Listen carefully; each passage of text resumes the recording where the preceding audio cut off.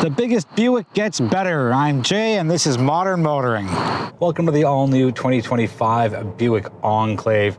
It's the newest offering from Buick, and even though they only have 4 vehicles, this gives them one of the most current lineups in the automotive industry.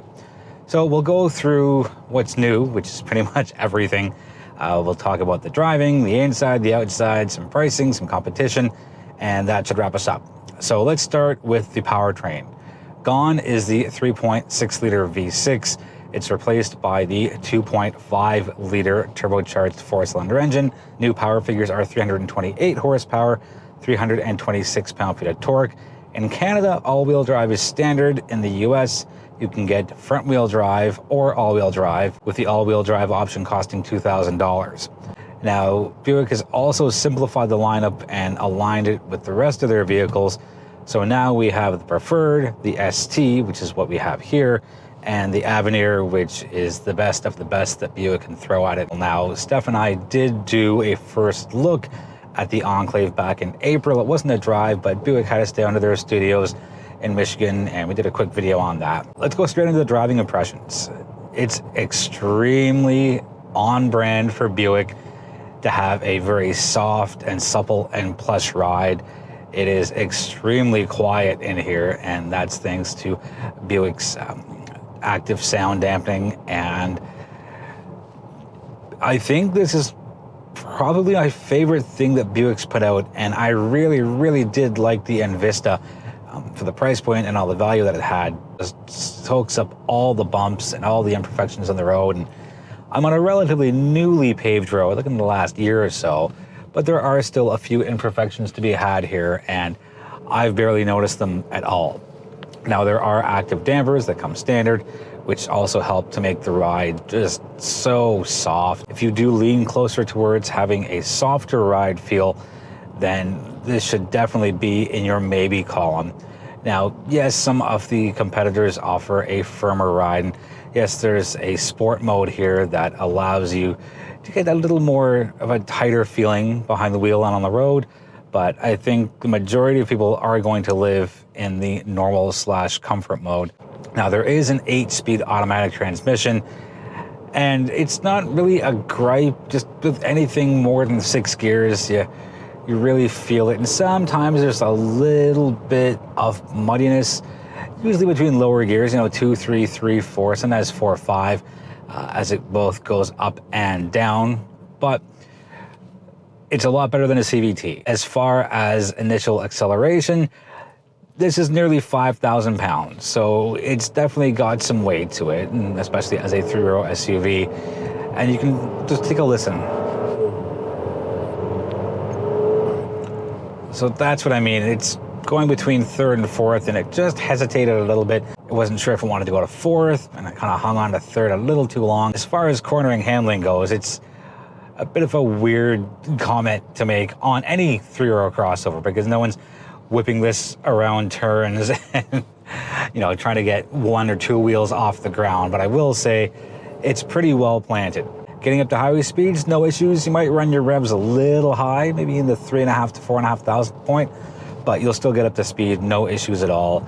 And once you're on the highway at speeds of, 50 miles, 60 miles an hour, or 100 kilometers an hour here in Canada, it is astonishingly quiet. Buick's done such a good job of offering serenity in the cabin. Slipping into the tech side, this is the first Buick to offer Super Cruise technology as a paid upgrade. Buick Canada did include that here, and I know I'm still on the driving side, but the Super Cruise definitely makes a difference, and true to its form, as I've experienced it with other GM products, it works really well. We know that it's pretty quiet and smooth at highway speeds, going on to regular urban roads where your speed limits are 50, 60, 70 kilometers. It still does well.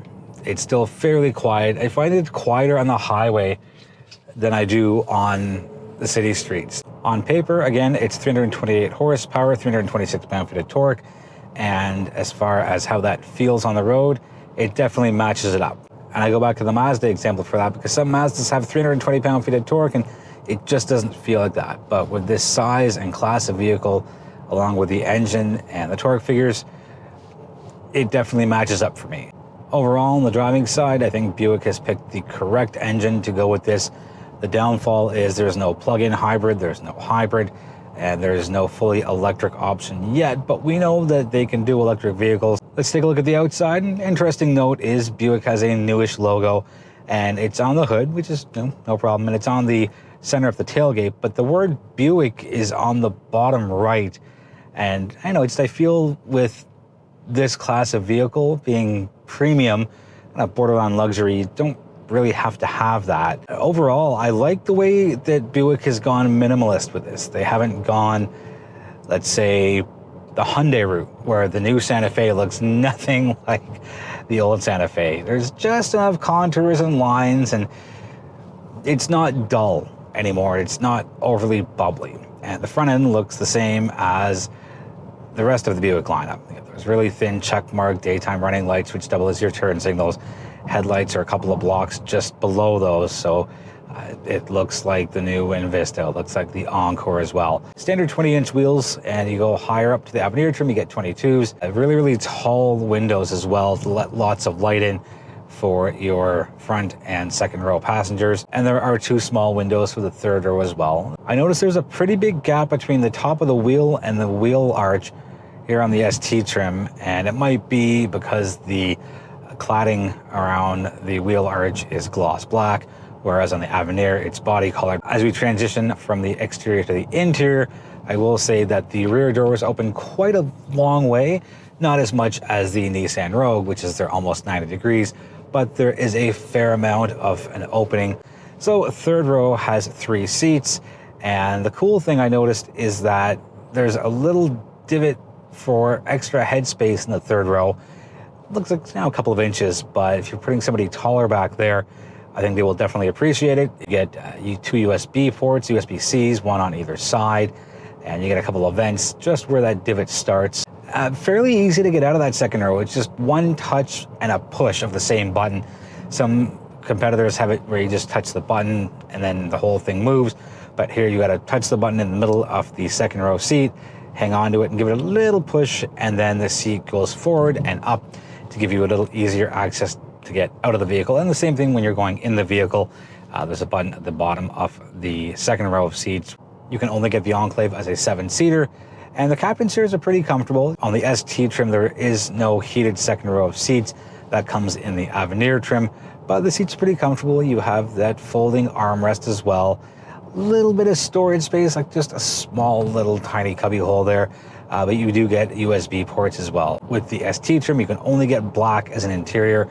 And thank goodness Buick Canada spec'd this with a sunroof as part of a package, because without it, it would feel very closed in. I feel very uncomfortable.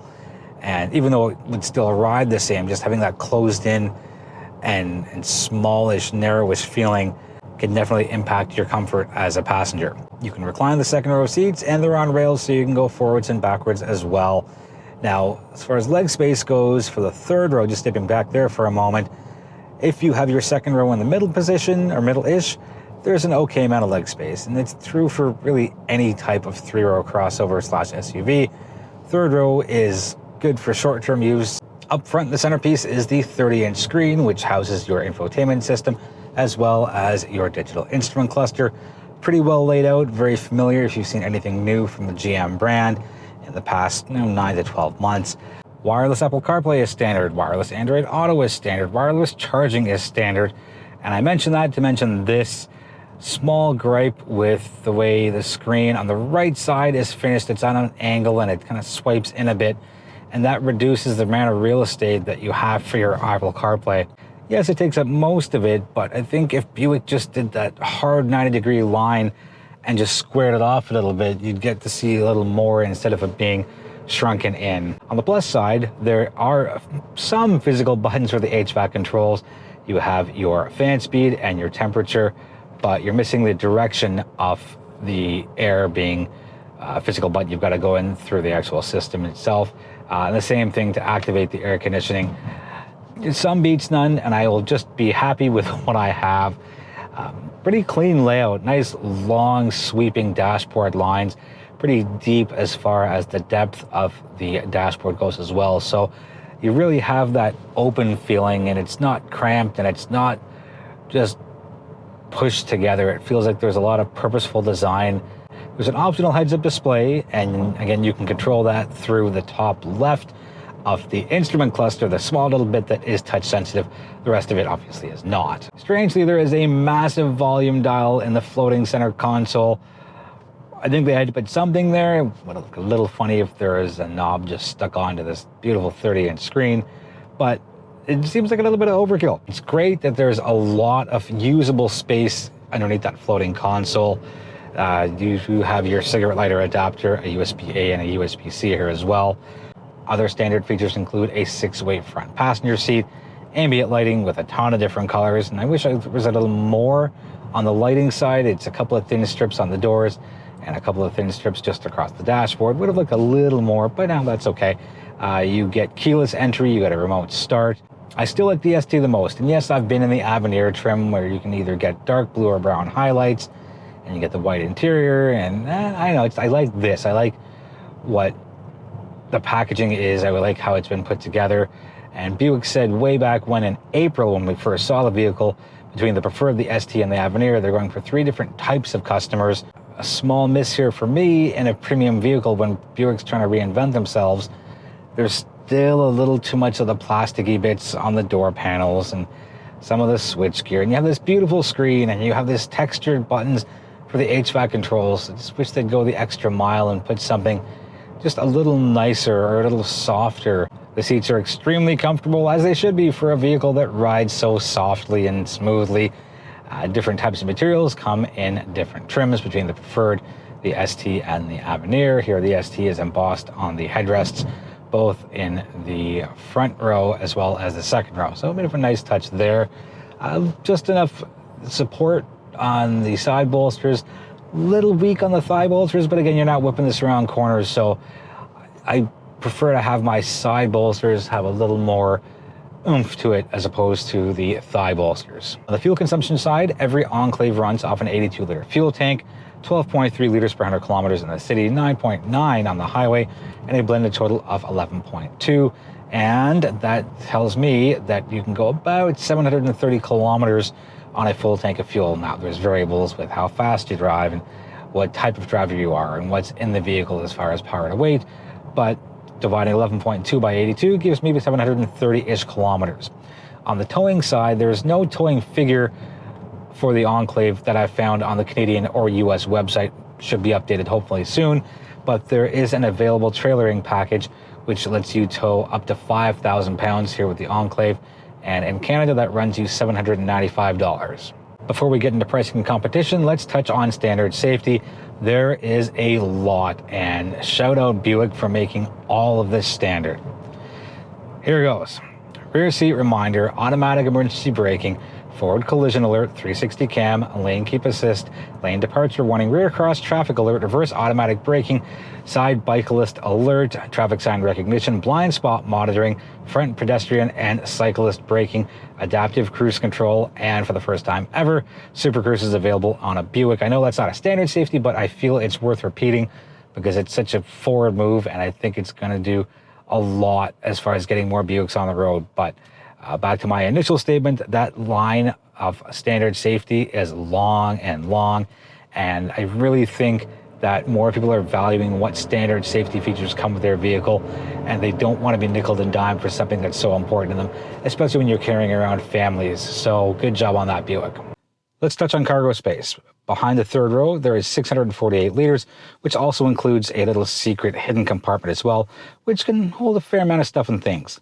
Behind the second row, 1,617 liters, and behind the first row, with these seats folded flat down, 2,761. So it more than triples from what's behind the third row to what's behind the first row. And in the ST trim, you do have the option for power seats as far as folding. Now, you can put down and put up the third row, but you can only put down the second row. I deparked the car for this one because there is a lot when it comes to competition and pricing. So let's go through what's in the Enclave lineup as far as Canadian pricing goes. Entry level is the Preferred, and that comes in at $60,833, up to the ST trim, $62,333, and the Avenir top trim is $70,833, and all of these prices include the $2,000 destination, and other fees as well, dealer fees and so on. So basically you're adding packages if you so choose, and your taxes depending on where you live. Here are the 3 packages that I think most people will gravitate towards. It's the towing package for $795, which again lets you tow up to 5,000 pounds. There is the Super Cruise package. It's a little pricey at $4,395, but all the benefits you get out of that Super Cruise, if you're doing a lot of longer driving, highway driving, I really think that's a smart way to equip your Enclave. And then there's a power package as well of $1195. Gets you those power seats in the rear, gets you the sunroof, big panoramic sunroof as well. With that, let's go into the competition. And I found base prices for all of these, which include freight, PDI, and all the fees. So all you're adding is taxes. Let's start with Acura's MDX, $69,600. So a fair amount higher than the entry level here for the preferred by about $10,000. On the Lexus side, there's the TX350, which is the gasoline engine, starting at $72,100. They also have a Lexus TX500H, H being their hybrid, and that starts at $87,540. That's almost $20,000 more than the preferred base trim here in the Enclave.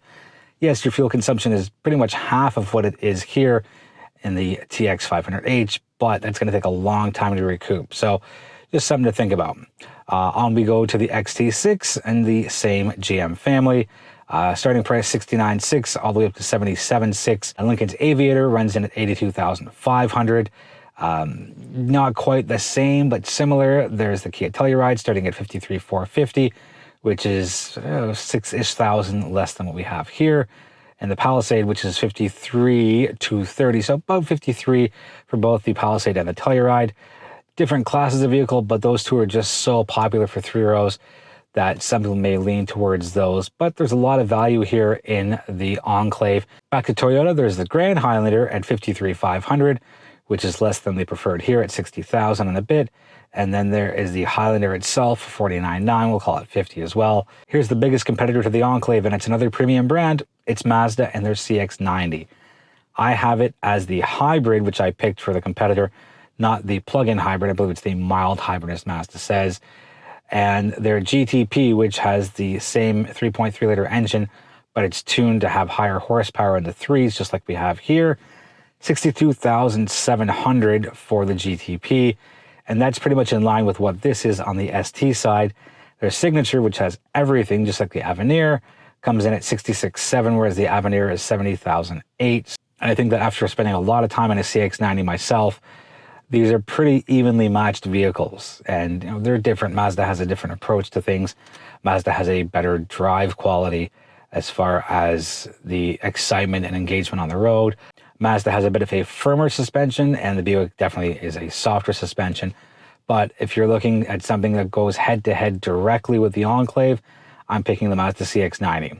This is a long video, so I'm going to do a really quick wrap-up. Thank you so much for watching. If you have any questions on the Buick Enclave for 2025, let me know in the comments, and I'll do my best to get you answers as soon as possible. I invite you to join our social media communities. We're on all the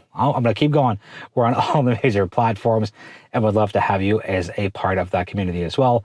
Thank you so much for watching, and we'll see you in the next video.